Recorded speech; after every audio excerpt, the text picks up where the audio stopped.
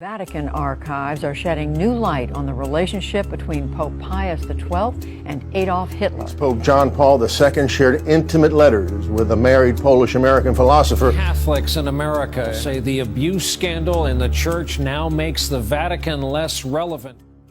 Vatican City is the smallest country in the world, completely enclosed within the city of Rome, with an area of around 110 acres and a population of roughly 1,000 people. But its modest physical size conceals its considerably outsized influence and authority. As the seat of the Holy See, the Pope's jurisdiction, Vatican City serves as the Catholic Church's command center, the world's oldest and biggest continuously operating religious institution. However, there are some less than saintly stains on the Vatican's history dating back to the Middle Ages and to the Vatican's independence from Italy in 1929. It is also a hotbed of controversy and is riddled with dark secrets. Here are some of the Vatican's dark secrets that they would rather you not know about. The Vatican Bank Scandal. The Vatican Bank, also known as the Institute for the Works of Religion, or IOR, is a tainted financial institution. Since its inception in 1942, the Catholic Church's major financial organization has been entangled in so many controversies that Business Insider was able to compile a neat little top 5 list based on the 2015 book God's Bankers. The bank was established during World War II to circumvent the Allies' limitations on financial operations, and as a result of being immune from such restrictions, the Vatican Bank became the world's best offshore bank. Since then, the Vatican Bank has gained notoriety for its ties to organized crime, which uses the Vatican's sovereignty to avoid the scrutiny of international banks. The Vatican allegedly attempted to acquire $900 million in counterfeit bonds and securities from a mafia-linked operation in the 1970s, and a priest was detained in 2013 for attempting to use the Vatican Bank to transport millions of euros for the mafia. The fall of Banco Ambrosiano, an Italian bank in which the Vatican was a major stakeholder and which was used to launder money for the mafia, is the most well-known of the Vatican mafia scandals. Following Ambrosiano's downfall, its chairman, who some think murdered Pope John Paul I, was discovered hanged under a bridge, which was determined to be a mob murder disguised as suicide.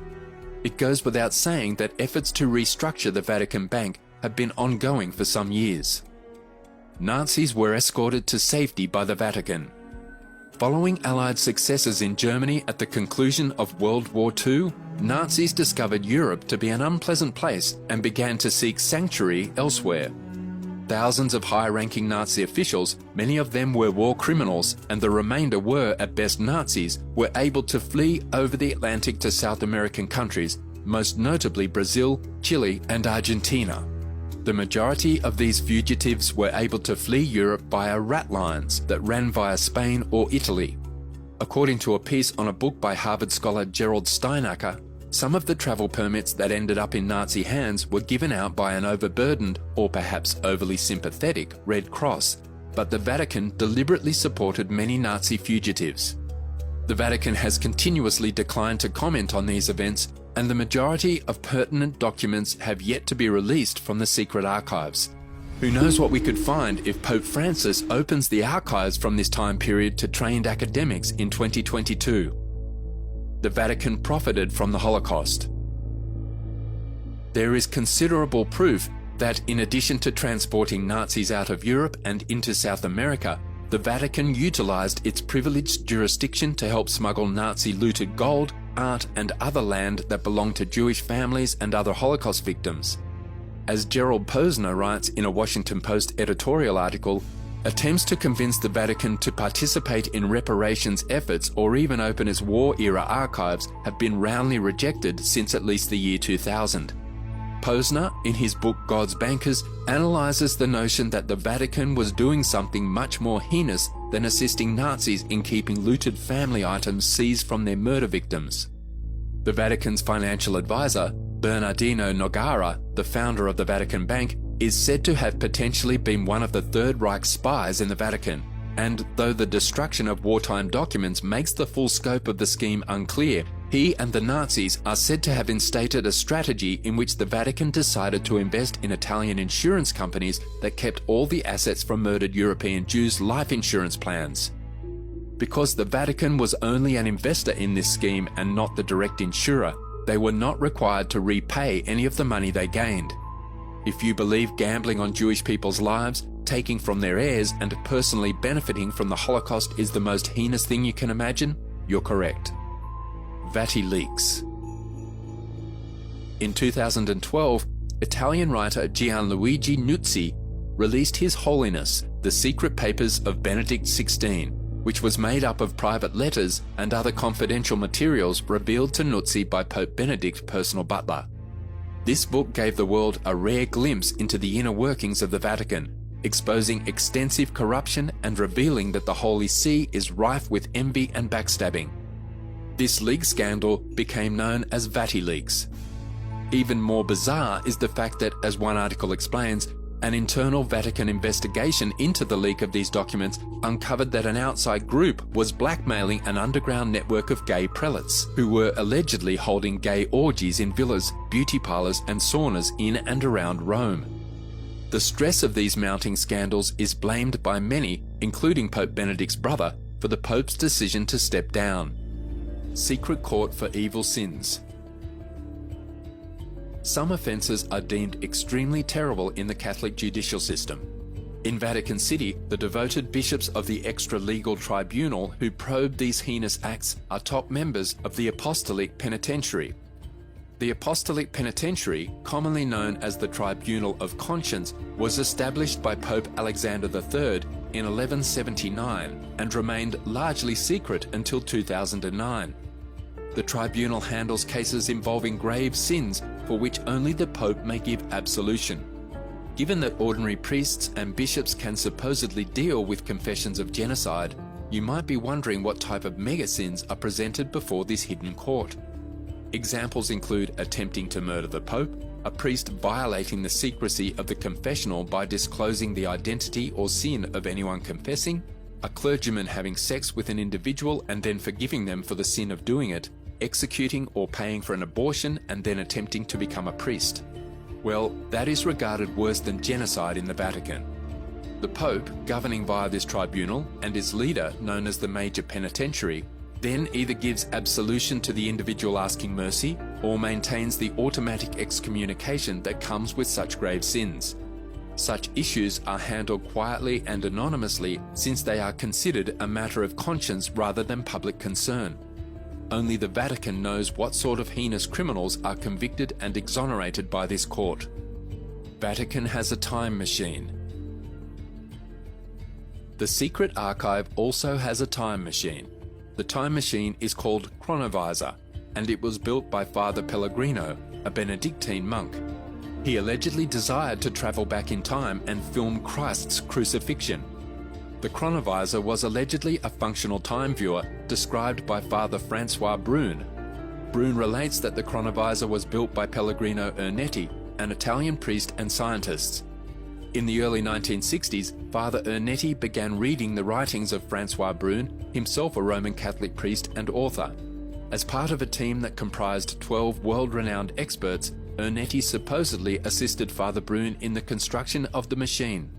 The chronovisor was described as a big cabinet containing a cathode ray tube for observing events and a number of buttons, levers, and other controls for selecting the time and location to be viewed. It could also locate and track specific individuals. It functioned, according to its creator, by receiving, decoding, and replicating electromagnetic energy left over from past events. The machine could also pick up the audio component or sound waves emitted by these same events. Proof of extraterrestrial life. Under Pope Paul V's order in the 17th century, some manuscripts from the Vatican Library were transferred and completely shut down to outsiders until 1881. Researchers claim that these archives include hidden material that may jeopardize Catholic Church theology. There is a lot of discussion about these archives, which contain records of alien contacts documented by the Church. A Russian professor named Genrik Ludwig is said to have gotten access to these archives. This information has not been confirmed or supported by any evidence, although it is possible that it is genuine. These ancient manuscripts cover around 12 centuries of European history. While combing through the numerous paperwork, Ludwig stumbled upon a few anomalies. There were studies describing how aliens affected practically all ancient civilizations. From the Egyptians to the Mayans, every society had had touch with extraterrestrial life in some form. He also claims to have discovered records of ancient weaponry that mirror modern-day nuclear weapons. According to one theory, the walls of Babylon were melted by a weapon that emitted a tremendous amount of energy. Vatican archives are controlled by the Illuminati. If all roads lead to Rome, then all conspiracy theories must lead to the Vatican in some form or another. Some believe the Illuminati have authority over the archives. Those individuals are probably right, but not in the sense that superstars such as Britney Spears have a hand in archival curation. Obviously, entertainers are too busy to work on these archives. Despite this, the Illuminati quietly rebuilt itself after its medieval breakup, appointing members to the world's highest positions. The Vatican City is one of these offices, and several high-ranking officials, including the archivists, are undoubtedly Illuminati members. The Grand Grimoire.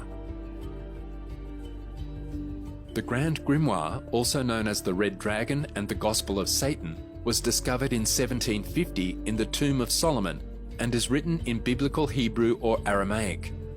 The Roman Catholic Church owns the 4-part book, which is housed in the Vatican secret archives and is not available to the public. What evidence do we have that it exists? The Church claims official ownership of it.